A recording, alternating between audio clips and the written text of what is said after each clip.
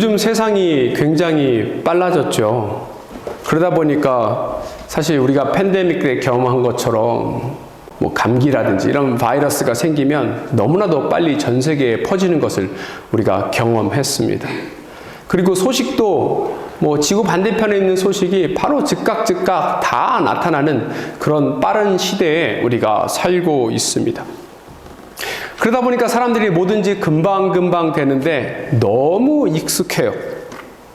그래서 어느 때 보면 뭐 제 얘기긴 합니다만 너무 배가 고파가지고 컵라면 먹으려고 하는데 컵라면 물 끓이고 3분 기다리는 게 그렇게 길 수가 없습니다.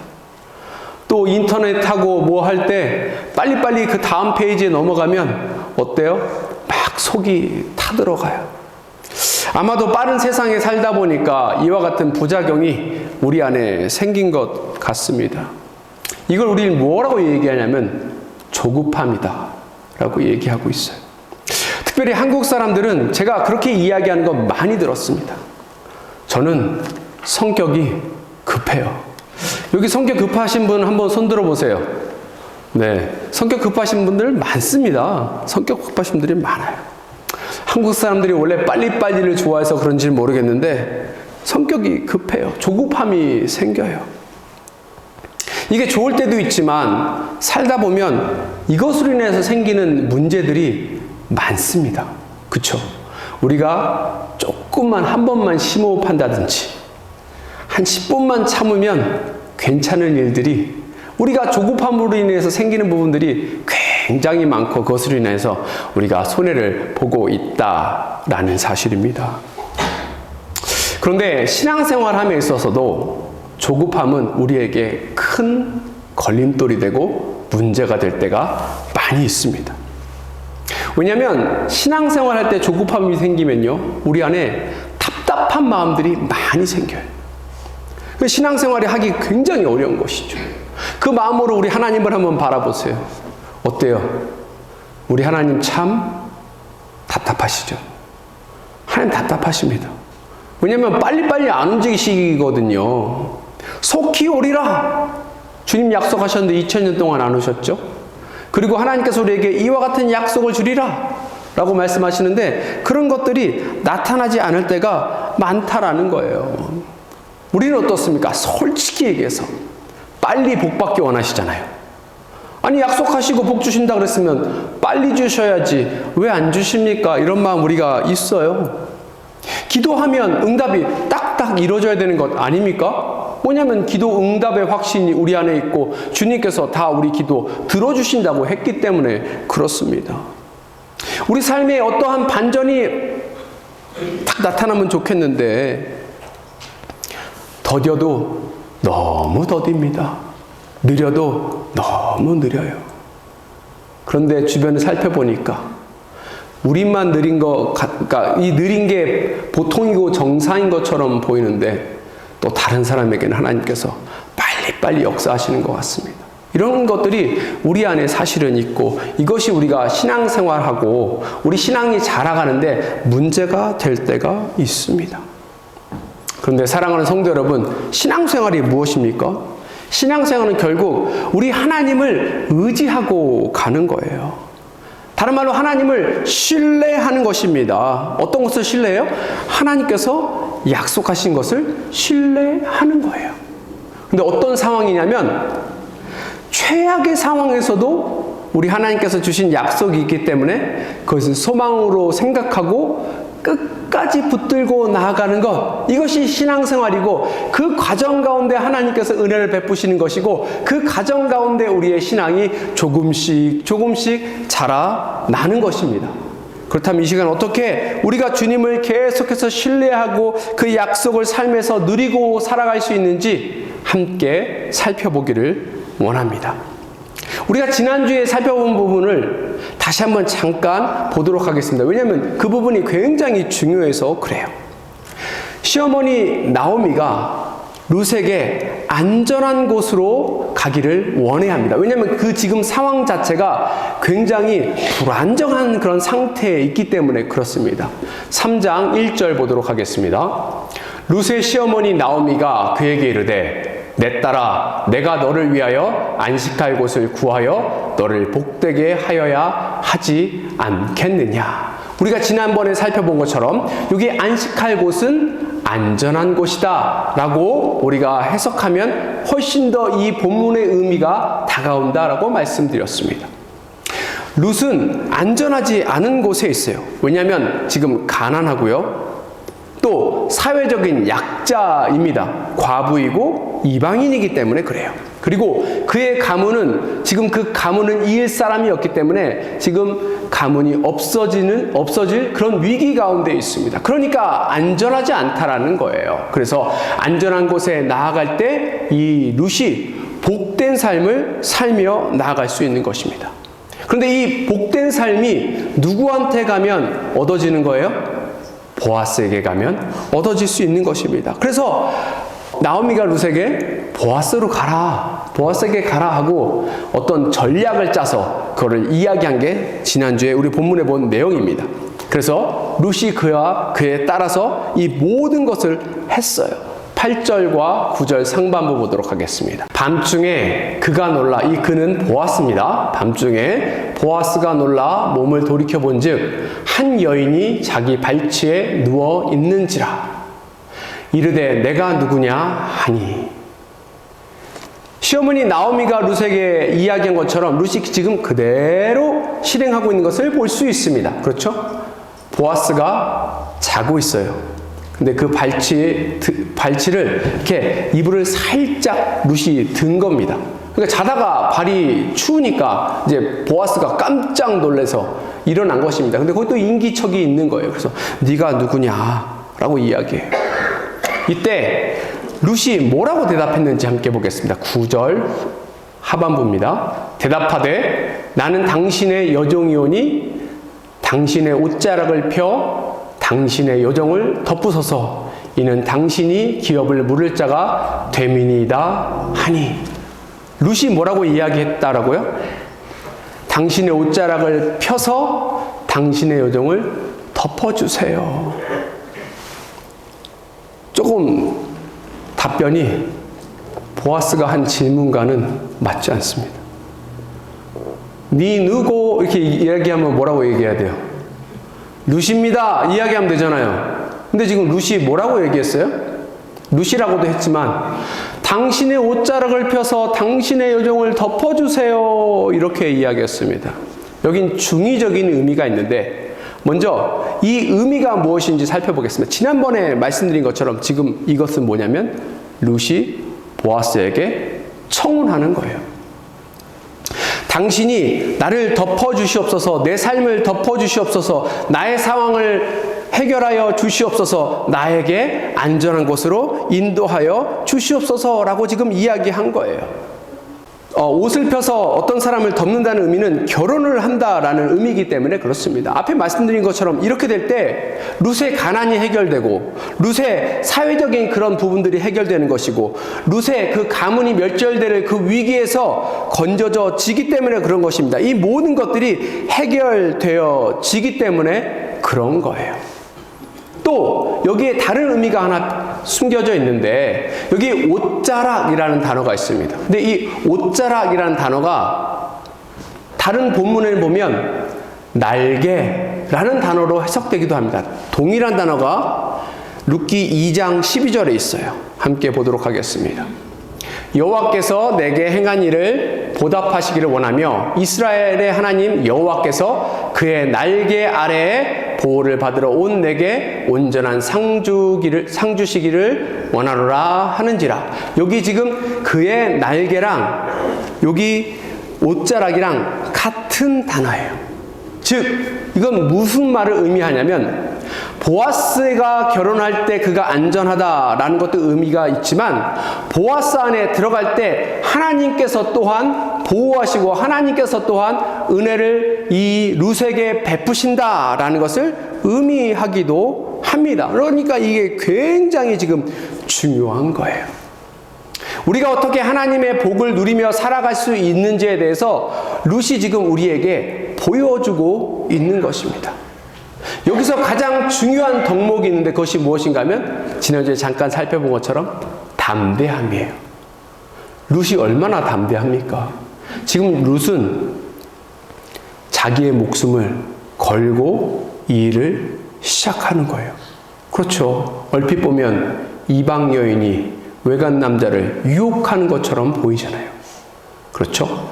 만약에 보아스가 그 마음을 받아들이지 않고 밖에 누군가에게 소리쳐서 이 일을 알리면 룻은 바로 죽게 되어 있습니다.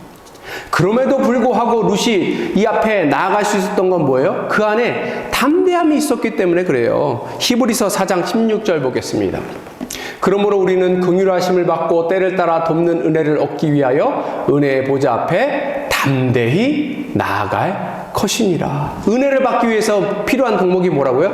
담대히 나아가는 거예요. 이 담대히는 어떻게 우리가 바꿔서 해석할 수 있다고 지난주에 말씀드렸죠? 뻔뻔하게. 은혜 받기 원하십니까? 아멘. 한 분만 은혜 받기 원하세요.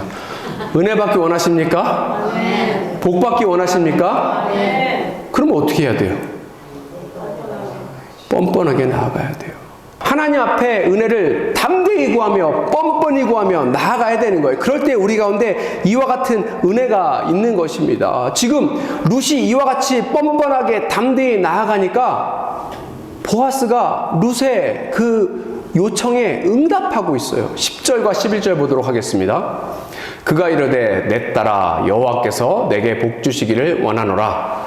내가 가난하건 부하건 젊은 자를 따르지 아니하였으니 내가 베푼 인애가 처음보다 나중이 더하도다. 그리고 이제 내 딸아 두려워하지 말라. 내가 내 말대로 내게 다 행하리라. 내가 현숙한 여자인 줄을 나의 성읍 백성이 다 아느니라.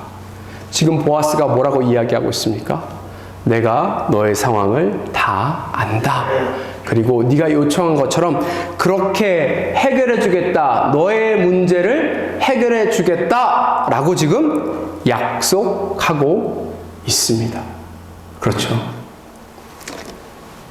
제가 원하는 거는 룻기는 여기서 딱 끝났으면 좋겠습니다. 그렇잖아요.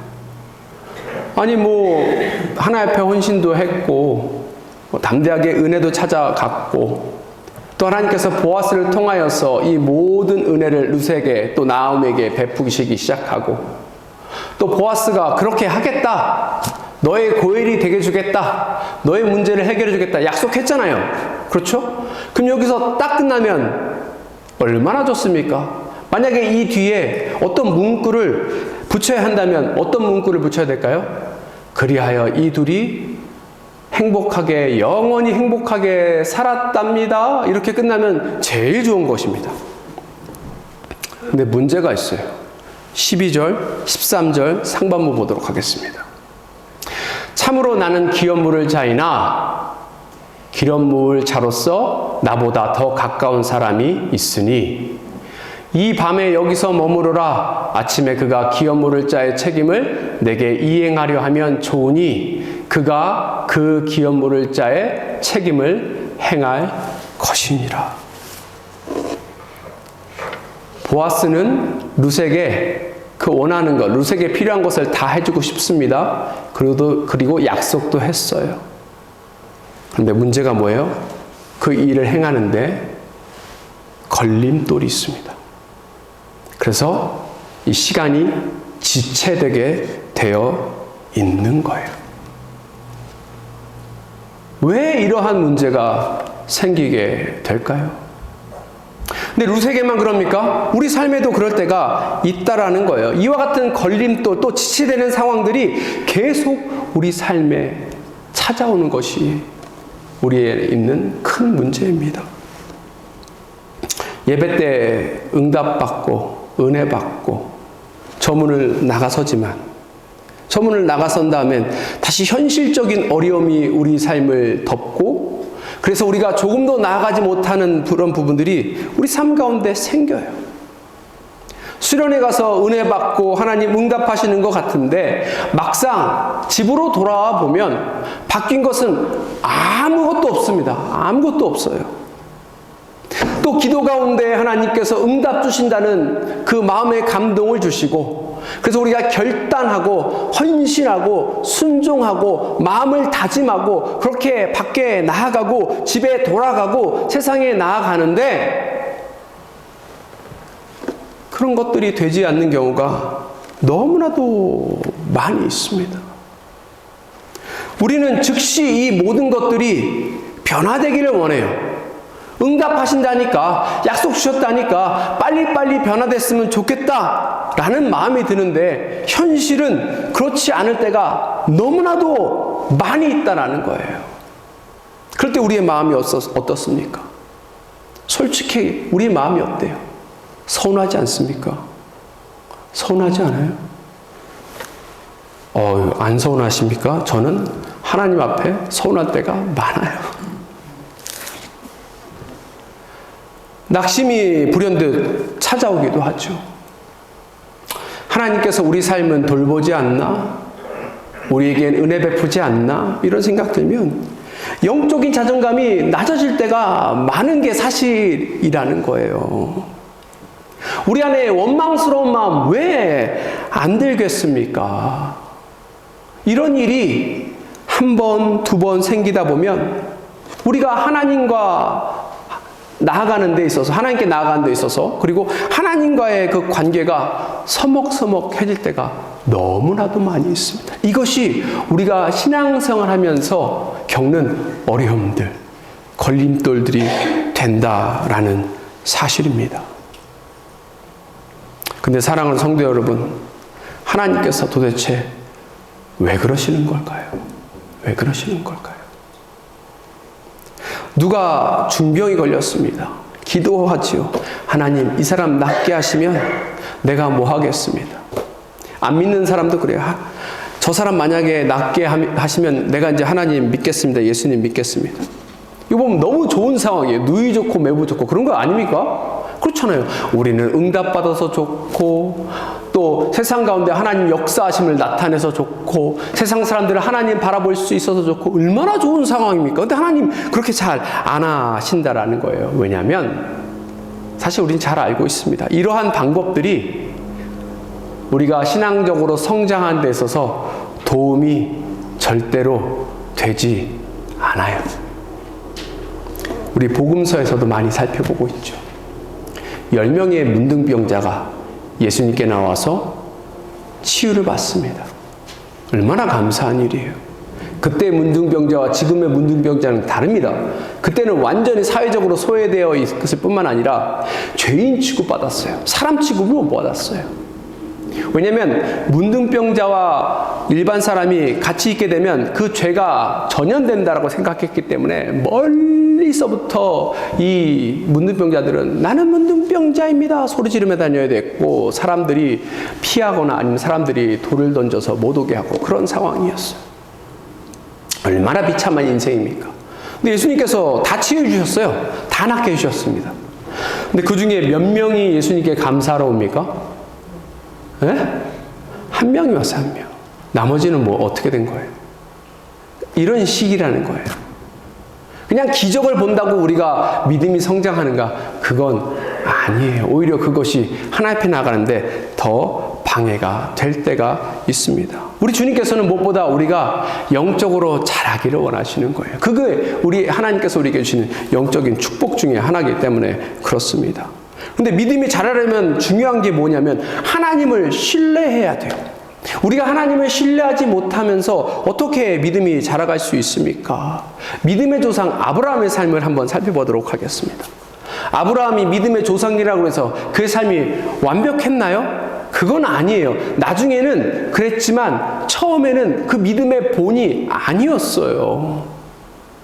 가나안 땅에 가서 살아라. 뭐 믿음을 가지고 왔습니다. 근데 오자마자 가나안 땅에 기근이 드니까 어떻게 합니까? 애굽으로 피신하고 도망가잖아요. 그러면서 자기 아내를 누이라고 거짓말로 해요. 그런 일이 2번 반복됐지요. 여러 번 이 아브라함은 실수하고 실패하고 했습니다. 하지만 그 사이사이에 이 아브라함에게는 하나님을 신뢰하는 마음이 생기게 되고 그것으로 인해서 믿음이 자라가게 돼서 믿음의 조상이 되었습니다. 그러면 어떻게 그런 어려운 가운데, 최악의 요건 가운데 아브라함이 하나님을 신뢰하고 하나님을 따르게 되었을까요? 그것은 하나님께서 아브라함에게 주신 뭐예요? 약속이 있기 때문에 그렇고, 그 약속을 붙들고 그 약속이 소망이 되었기 때문에 그 소망을 가지고 꿈을 꾸며 아브라함은 전진하며 나아갔던 것입니다. 아브라함이 우리처럼 쉽게 실망하고 쉽게 영적으로 다운됐던 것 같아요. 그러니까 그런 사건이 있을 때마다 하나님께서 아브라함에게 나타나셔서 뭐라고 해요? 약속해 주시죠. 그 약속이 뭐예요? 하늘에 있는 별, 또 땅에 있는 모래 아닙니까? 아브라함은 실망할 때마다 그 하늘을 바라보며 그 하나님의 약속을 바라보며 소망을 꿈꾸며 나아갔던 거예요. 아브라함은 그 사막에 있는 모래를 보며 하나님께서 그와 함께 하신다는 약속, 그에게 복 주신다는 그 약속, 그 소망을 붙들며 그렇게 살아갔던 것입니다. 그렇기 때문에 이 아브라함의 믿음이 자라가게 된 것이고, 이 아브라함이 믿음의 본이 되며 나아갔던 거예요. 지금 이 실망스러운 이 순간에 사실은 보아스가 룻에게 약속을 또 하나 줍니다. 13절 후반부 보도록 하겠습니다. 만일 그가 기업 물을 자의 책임을 내게 이행하기를 기뻐하지 아니하면 여호와께서 살아계심을 두고 맹세하노니 내가 기업 물을 자의 책임을 내게 이행하리라. 아침까지 누워있을지라 하는지라. 보아스가 약속합니다. 만약에 이 앞에 있는 사람이 하지 않으면 그때는 내가 확실하게 너의 요청에 응답하겠다, 이렇게 이야기하고 있어요. 근데 우리 안에 그런 마음이 들죠. 만약에 이 보아스 앞선 사람이 있는데 그 사람이 룻이랑 결혼하길 원하면 어떡합니까? 어떡할까요?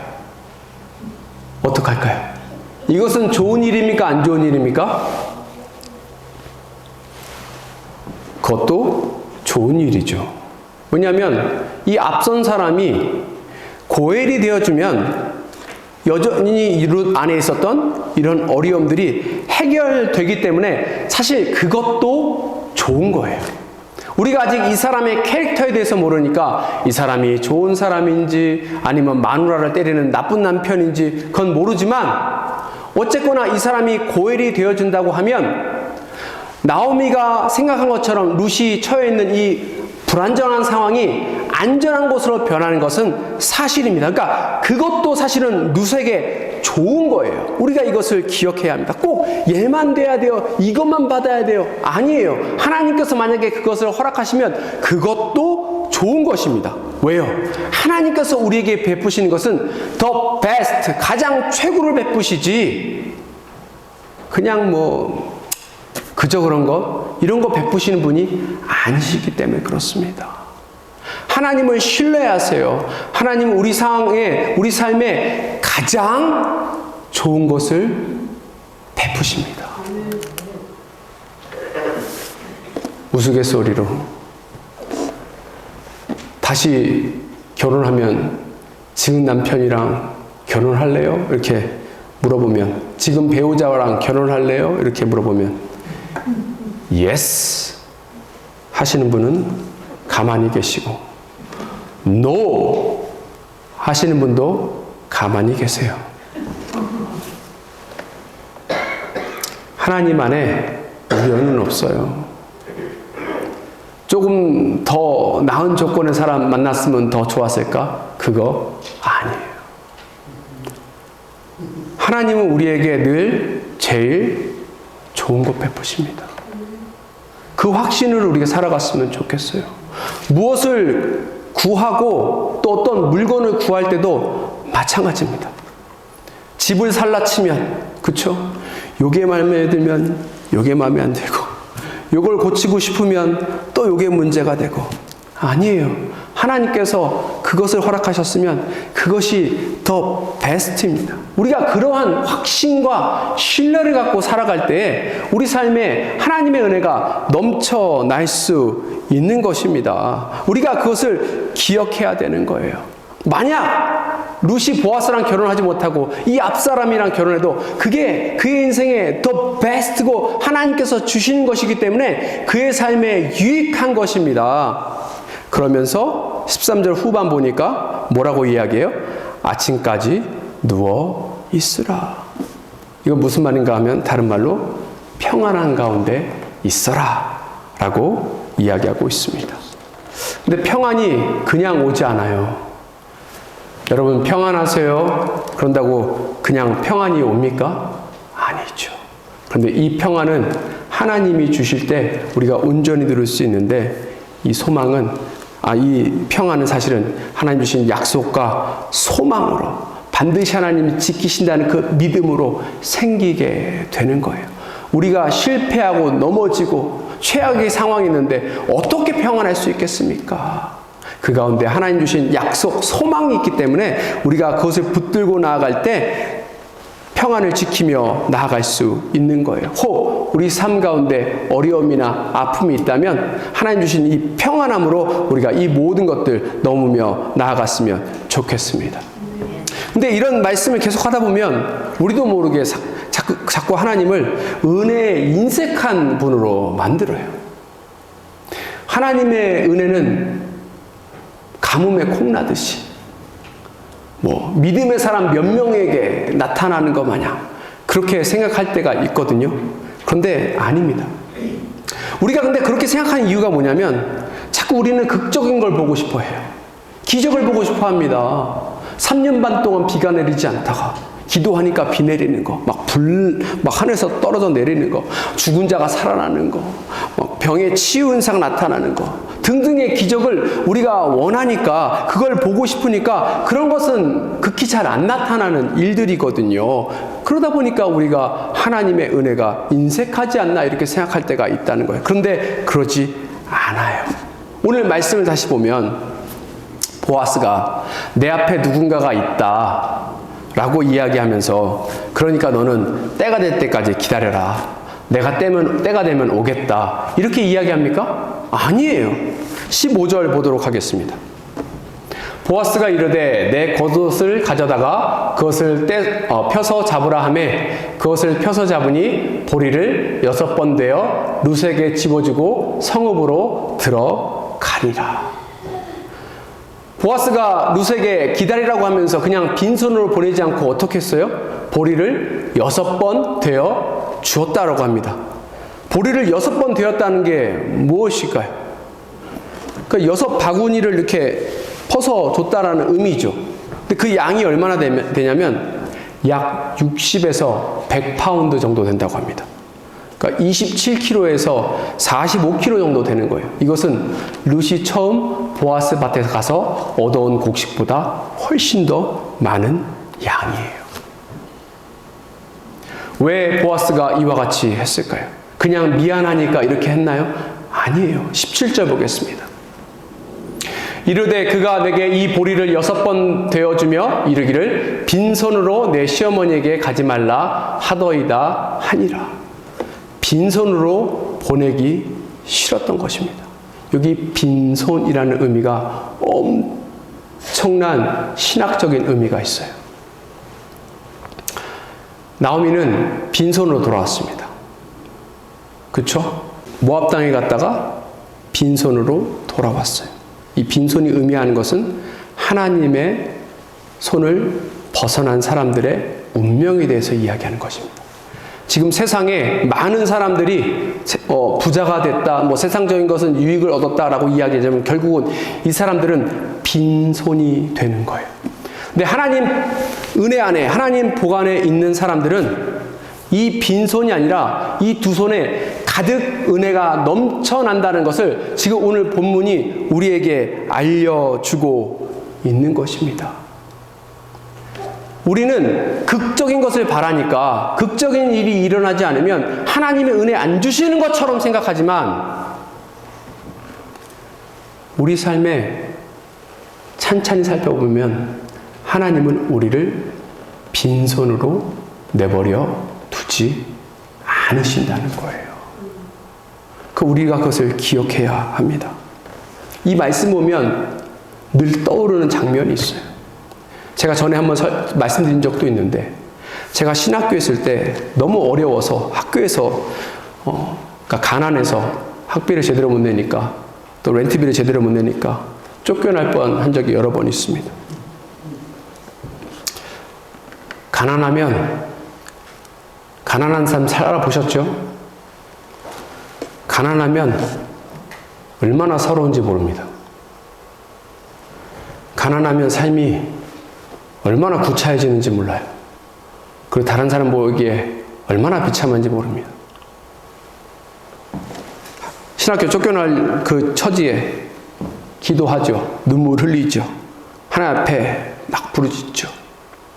그러면서 내가 왜 잘못 왔나? 뭐 이런 생각도 하지만, 기도해보면 하나님께서 명확하게 말씀해 주셔요. 하나님의 약속이 있고, 그래서 그 소망을 붙들고 그 어려운 가운데 그렇게 나아갑니다. 하나님께서 도우시겠다, 해결하시겠다, 응답해 주세요. 그럼 우리의 기대는 어떻습니까? 그럼 하나님께서 몇십만 불 주셔야 되는 거 아니에요? 그잖아요. 전액 장학금 주셔야 되는 거잖아요. 근데 그렇게 안 하시더라고요. 근데 그렇다고 하나님께서 일 안 하셨나? 아니에요. 기도하고 돌아가니까 한 2,000불 있고, 또 우편함에 1,000불 있고, 또 학교 어디 가니까 다른 사람이 제 이름으로 지정금 했다고 해서 받는 또 장학금이 있고, 그때부터 시작해서 이런저런 장학금을 받으면서 삶이 계속해서 해결되는 그런 것들을 경험했습니다. 또 여기 와서도 마찬가지죠. 제가 뭐 여기 와서 늘 풍족했겠습니까? 어려울 때 있어요. 어려울 때 있지만, 뭐 병원 갈 일이 있으면 해결되고, 차에 어려움이 있으면 그것도 해결되고, 또 우리가 잘 아는 것처럼 우리 막내 재후 뱃속에 있을 때 심장에 문제가 있다고 했는데, 그것도 우리 성도님들 함께 기도하고 했더니 그 모든 게 다 깨끗하게 낫지 않습니까? 살펴보면 제 삶에 하나님께서 두 손 가득 은혜 베푸신 것이 너무나도 많았다는 것을 알 수 있습니다. 근데 이게 제 인생에만 그랬을까요? 아니죠. 여기 계신 성도님들 삶에도 동일하게 하나님께서 지금까지 그렇게 일하셨다는 거예요. 이것을 통해서 저는 감사하는 마음, 또 기쁨의 마음 뿐만 아니라 제 안에 자신감도 생겼습니다. 왜냐하면 이 모든 것들이 증거예요. 무슨 증거냐? 하나님께서 제 삶을 살펴보고 있다는 증거이고, 또 하나님은 제 필요를 날마다 채우시는 분이라는 그 증거입니다. 그리고 또 필요할 때마다 때를 따라 도우시는 그 은혜가 있다는 것도 알 수 있는 증거가 되는 것입니다. 그러기에 가끔은 실망스럽고 가끔은 좌절스러워도 낭망하지 않고 하나님의 소망을 붙들고 나아갈 수 있는 것이 바로 여기에 있다라는 것을 알 수 있는 것입니다. 사랑하는 성도 여러분, 하나님의 은혜는 늘 우리 가운데 풍성합니다. 두 손을 가득 채울 만큼 풍성합니다. 우리 하나님은 결코 은혜에 인색하거나 기도응답에 인색하거나 약속에 인색한 분이 아니시다라는 사실을 기억하시면서 이 시간 우리가 하나님 앞에 온전히 나아갔으면 좋겠습니다. 말씀을 마무리하고자 합니다. 하나님께서 우리에게 무작정 어떤 때를 기다려라 이렇게 이야기하지 않으세요. 그리고 하나님은 우리를 빈손으로 내버려두지 않으십니다.